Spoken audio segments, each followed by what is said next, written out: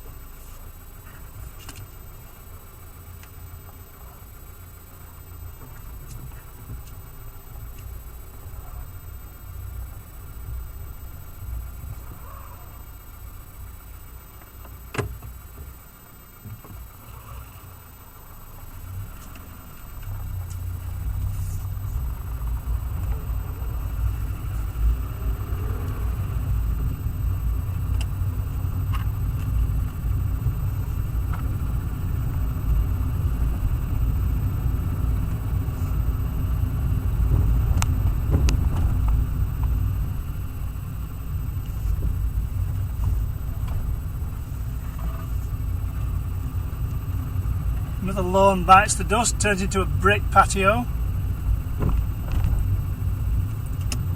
Yet more rainwater will run off.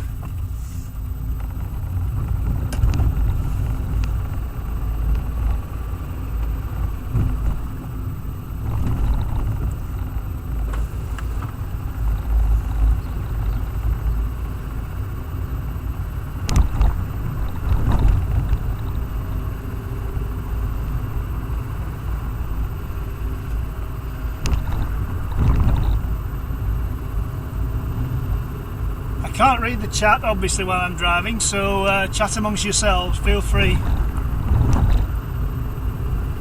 I'll be able to see it when I stop maybe, but not otherwise.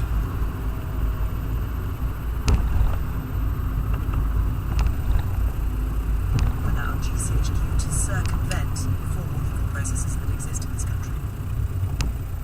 Well, I think it wouldn't be right for me to speculate at this stage when we don't have briefing or full information about what the prison programme is or how it's been operating, and as I think your report made clear, there are conflicting reports about the way it's been operating and what it's actually been doing.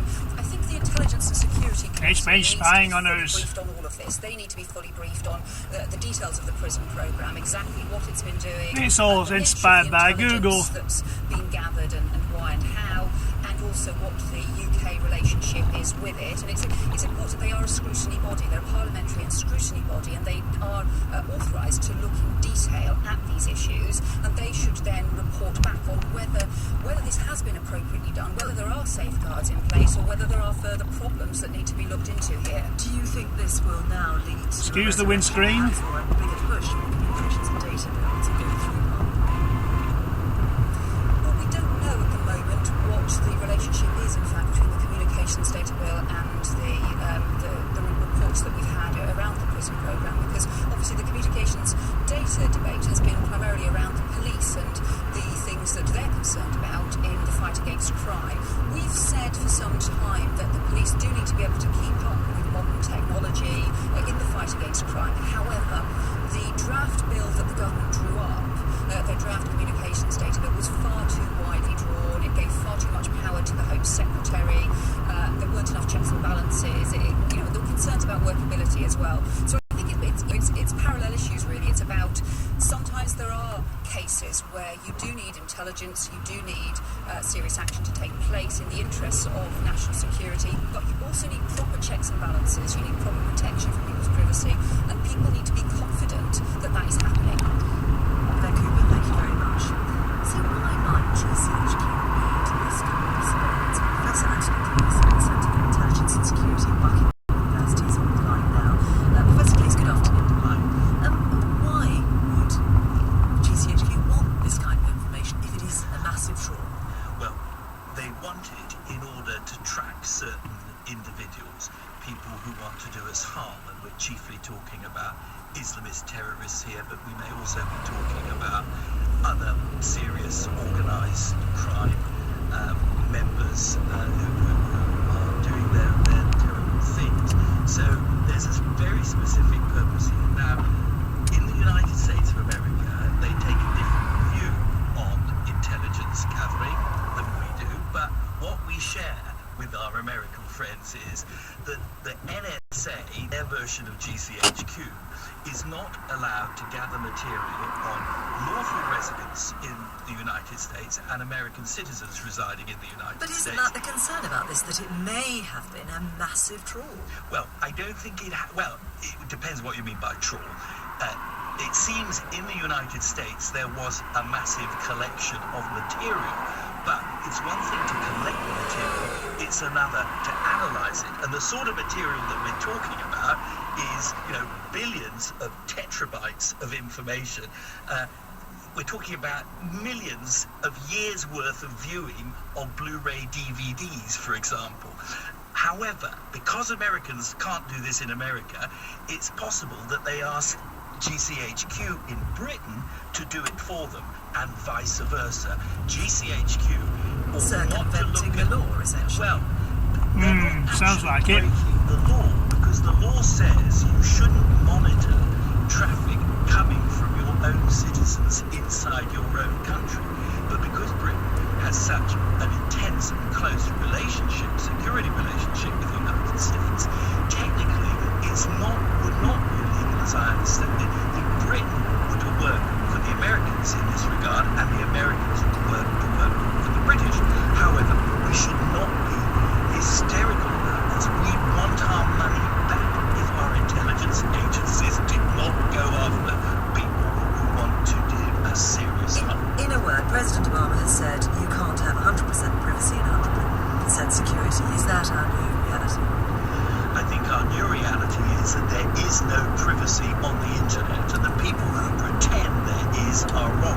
Google data mines its users even more than the US government does. Professor Cleese, thank you very much. I'm glad he said It's that. 5:15. The Google headlines data on mines the its users more than the government Foreign does. Secretary William Hague to make a statement about the allegations surrounding the intelligence centre GCHQ.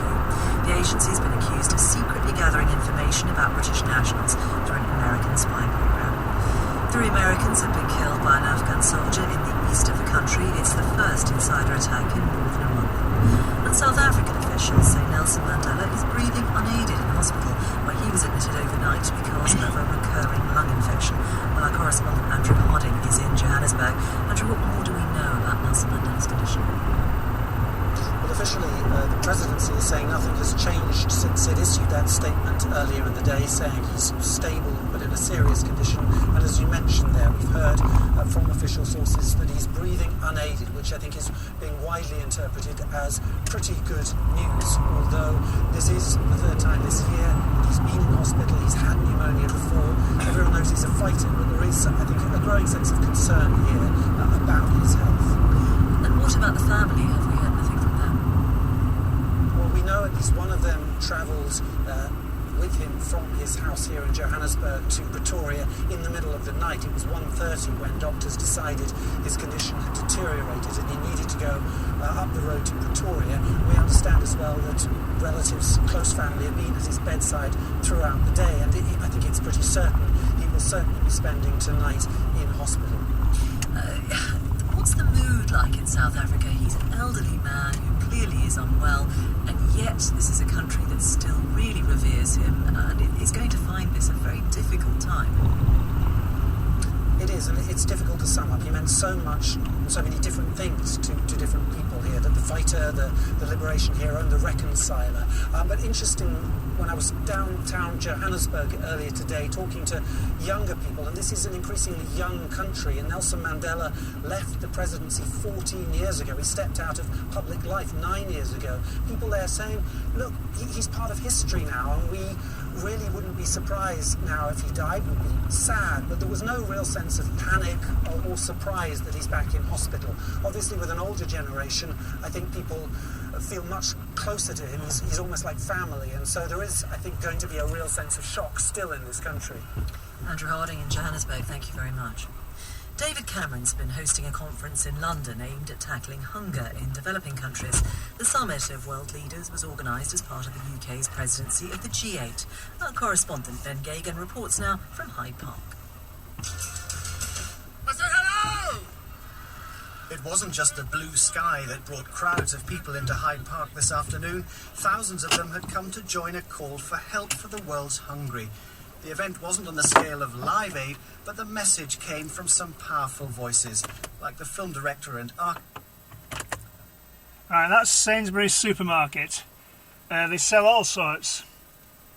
Electrical goods, clothing, golf equipment, food, beer, cigarettes, newspapers, you name it, they sell it. Actually, they don't sell cars, I don't think. They just leave them in the car park. I've parked on this side because it's shaded. So I'm going to shut you off on the broadcast.